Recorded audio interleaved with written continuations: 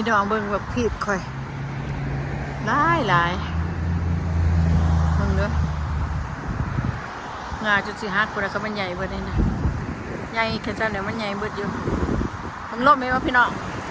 เพราะว่าพายุเขาบ่ได้นั่นไรพายุสิมาบ่จักแล้วนะก็หมายจุดมาติงรวมดำรวมน้ำอยู่ปานนี้งานหน่อยๆตรงนั้นลมแห้งจึงบ่อยากอยู่พายุเขาพี่น้องท้องใส่พายุเขาวันไรวันหนึ่งอยู่ติดตู่กบใหม่เพื่อนคอยเบิ่งดูมาปักปีดมันสูงกระสุนวานโอ้ตกอะไรพี่น้องโอ้ยกบใหม่คอยไปได้ตายนะ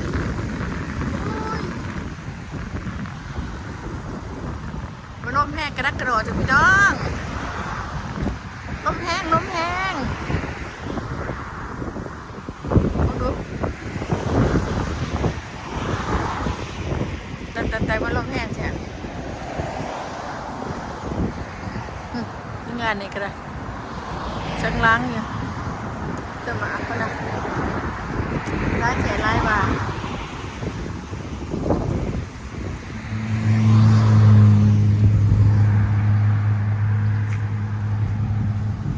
ในงานนี่ก็ได้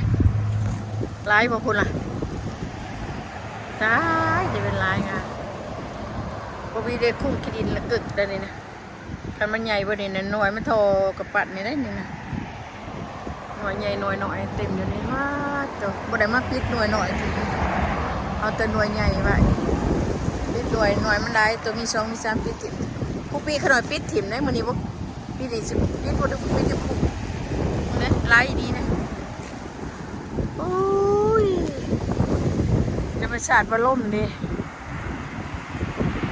เป็นไรกกใหม่จนว่าสิฮักพี่น้องสร้างเป็นแท้เนาะร่มเย็นช่วยโว้ยสะออนมันกระโบห่อนนะกระโบหนาวเรากระโบดีล่ะตายเป็นหน่วยนี้ใหญ่ล่ะ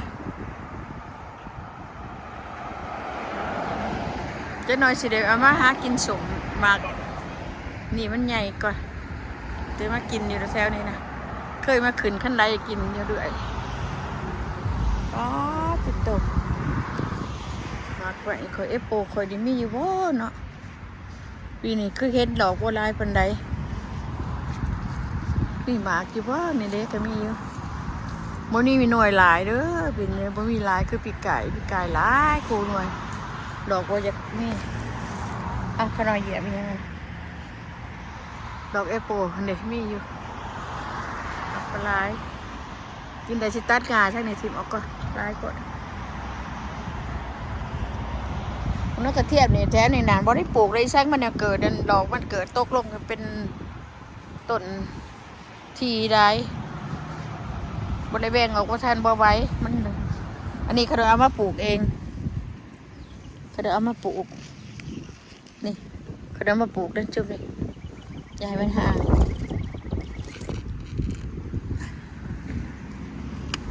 มันทีเดี๋ยวนี้เดี๋ยวมันก็หัวใหญ่ตัวมันทางๆจะสีหัวใหญ่อะดีใหญ่ดีเหรอแต่มันทีจะสีถึงหัวใหญ่ดอกอันนี้นะเห็นบ่เนี่ยหัวใหญ่อันนี้นะจำมะกอกเดี๋ยวแล้วตัวได้มันต้นทางจะสีหัวต้นตัวนี้มันทีกันในกับชิบุใหญ่นี่ชิบุหัวใหญ่นี่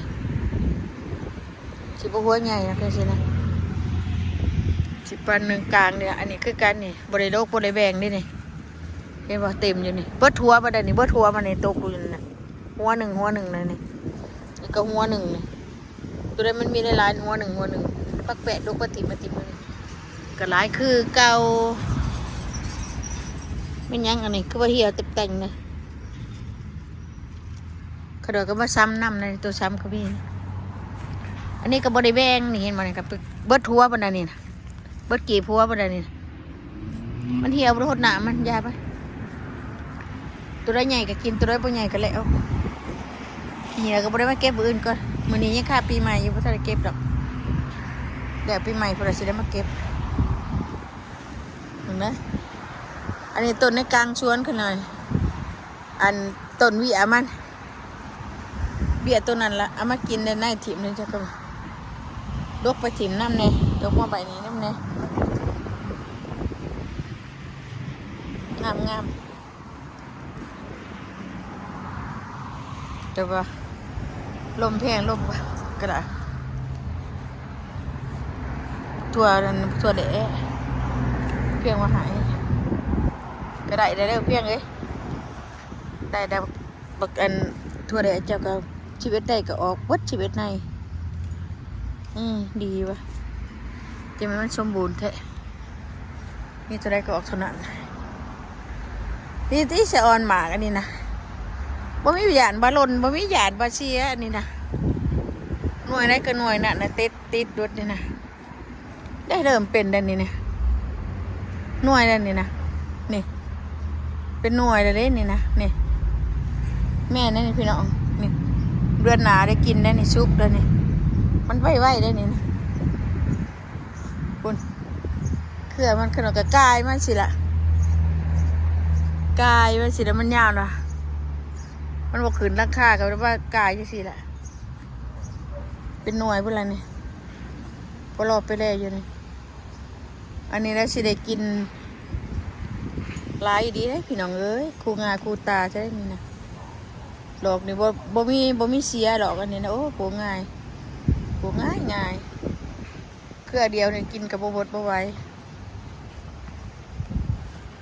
แท้นี่สิหน่วยใหญ่ไงเพราะว่าหน่วยตัวได้นั่งใหญ่ๆเนี่ยหน่วยใหญ่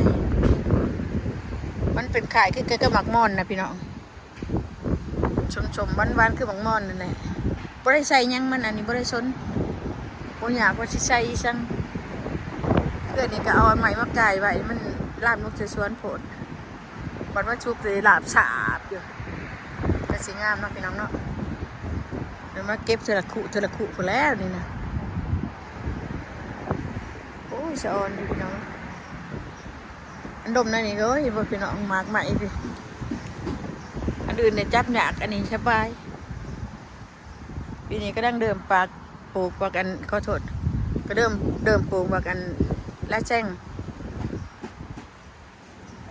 มักเกรบมักละแจ้งอันเนี้ยครับภาษาลาวภาษาไทยก็มักองุ่นนั่นแหละพี่น้องปลูกไป2 ต้นบ่อยากมันหลายหรอก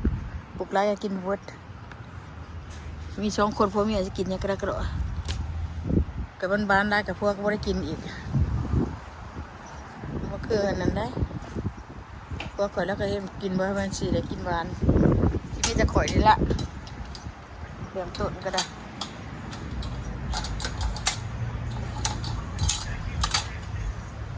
เริ่มต้นก็จะมันจะคล้องนี่ละกินเนี่ยตู่พวกที่บ่ได้กินดักเป็นกินบ้านบ่ได้ในต้นกระถินข่อยก็มาหยอดมันใหญ่ขึ้นมาล่ะมันหลอดตายนะเห็นปะหลอดตายแล้วนี่ต้นกระถินอันนี้นะบ่ได้กินกับปลาหมึกหงนะได้หยอดมันก็ได้กันตัดปีกายเนี่ยต้นบักใหญ่ๆนะตัดเขา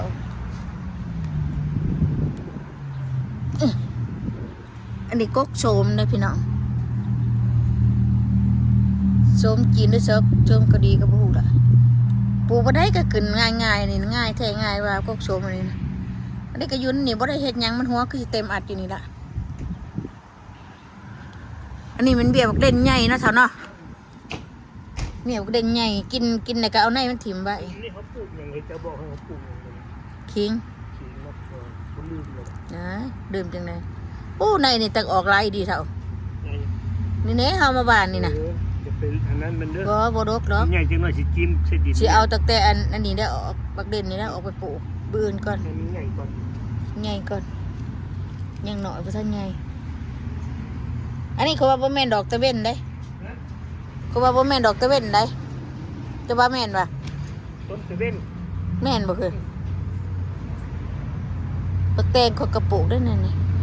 บ้านในมันมาอยู่ก่อนมันเกิดเองมันเข้าใจมันเกิดเองมัน าวพักตังไส้นี่ตายเอาชื่อบ่ดีนะตังไส้อันกินใส่กับเพอนี่นะ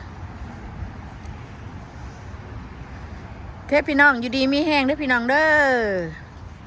อย่าลืมติดตามเด้อพี่น้องเด้อเพื่อเป็นกำลังใจให้เนี่ยช่องตุช่องตานี่ลูกหลานโมคูเพื่อนพุง FC ทั้งหลายอยู่ไกลได้อยู่ไกลโชคให้มานเด้อปีใหม่ได้มื้อนี้นะปีใหม่เบิดปีได้ปีนี้นะร่ำรวยพี่น้องบายเนาะ